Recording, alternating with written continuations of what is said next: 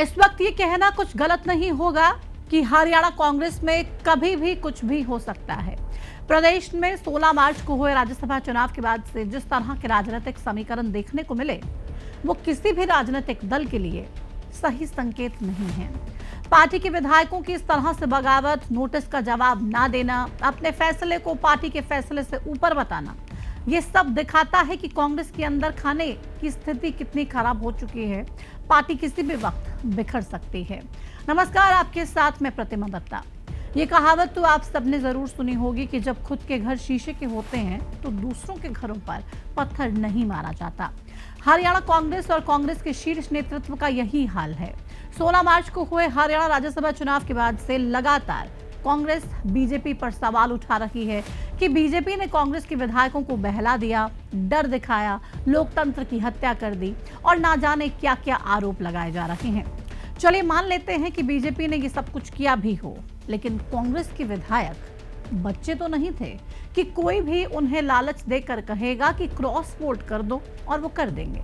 अगर उन्होंने cross vote किया है तो अपनी मर्जी जरूर इनके पीछे रही होगी। लेकिन अब आप क्या कर रहे हैं?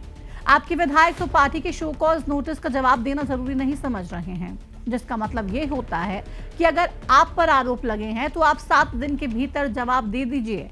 नोटिस पर जो जवाब देना था उसकी डेट निकल गई, लेकिन कांग्रेस के 5 विधायकों में से सिर्फ 2 विधायकों ने ही इस नोटिस का जवाब दिया। इसमें आप प्रदेश की जनता को क्या संदेश दे रहे हैं कि जिस पार्टी को हरियाणा की जनता ने 37 विधायक दिए, उस पार्टी में क्या अनुशासन है? जो पार्टी अपने विधायकों को नहीं संभाल पा रही है, वो प्रदेश की जिम्मेदारी को कैसे संभाल सकती थी? आज की इस वीडियो में हम बात करेंगे कि आखिर कांग्रेस के अंदर खाने क्या चल रहा है और कांग्रेस के किन विधायकों ने शो कॉज नोटिस का जवाब नहीं दिया और अब पार्टी का अगला कदम क्या हो सकता है।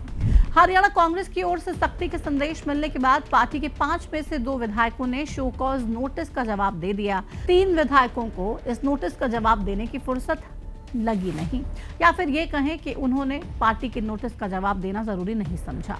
सूत्रों के मुताबिक जिन 2 विधायकों ने इस नोटिस का जवाब दिया है, उसमें एक नाम है शैली चौधरी और दूसरा नाम है जरनैल सिंह, जिन्होंने साफ तौर पे क्रॉस वोटिंग के आरोपों को खारिज कर दिया है।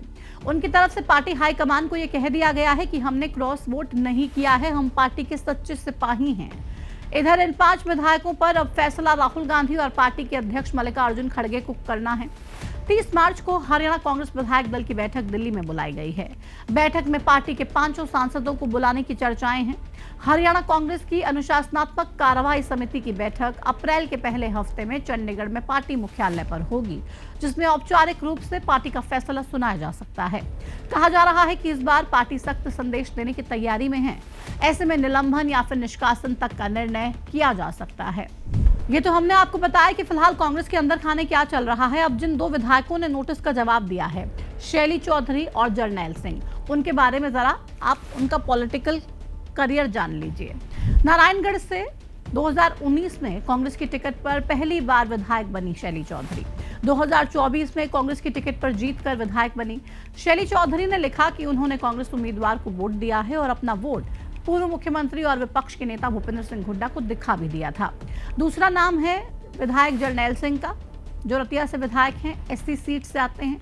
2011 में पहली बार उपचुनाव में विधायक निर्वाचित हुए। 2024 के विधानसभा चुनाव में रतिया सीट से कांग्रेस की टिकट पर चुनाव जीतकर विधायक बने, जिन्होंने नोटिस के जवाब में ये कहा है कि मैंने क्रॉस वोट नहीं किया है, बल्कि पार्टी उम्मीदवार को ही वोट दिया। अब नोटिस वाले 5 विधायकों में से 3 विधायक बचे जिन्होंने जवाब दिया ही नहीं। इसमें शामिल है मोहम्मद इलियास, मोहम्मद इजराइल और रेनू बाला। अब सबसे पहले बात कर लेते हैं मोहम्मद इजराइल की, जिन्होंने अपने एक्शन से पार्टी को ये बता दिया है कि वो कांग्रेस की विचारधारा के साथ नहीं है। हथीन विधानसभा से कांग्रेस विधायक मोहम्मद इजराइल ने क्रॉस वोटिंग को लेकर पहले ही ये बता दिया था कि कांग्रेस प्रत्याशी करमवीर बौद्ध पसंद नहीं थे, ना ही बौद्ध ने वोट मांगी। उधर मोहम्मद इलियास क्रॉस वोट के बाद लगातार सूबे के मुखिया नायब सिंह सैनी से मिले। उसके बाद केंद्रीय मंत्री मनोहर लाल खट्टर से भी मोहम्मद इलियास मिलने के लिए पहुंचे। वहीं तीसरा विधायक जिन्होंने नोटिस का जवाब नहीं दिया है वो है रेनू बाला, और वो ये साफ तौर पे कह रहे हैं कि क्रॉस वोटिंग करने की बात में सच्चाई नहीं है। साबित हुआ तो मैं राजनीति छोड़ दूंगी। कांग्रेस में पसंद नापसंद का खेल चल रहा है, मेरा फैसला मेरी जनता करेगी।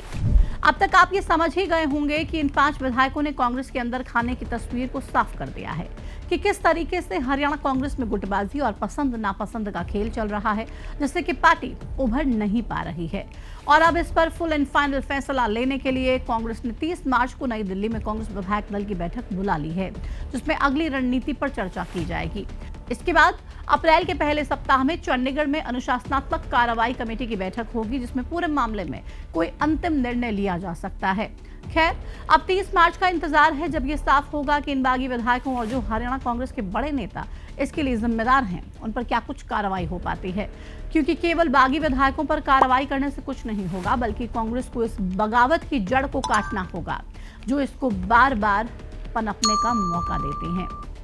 आप इस पूरे सियासी घमासान को लेकर क्या सोचते हैं, कमेंट सेक्शन में हमें जरूर बताइएगा।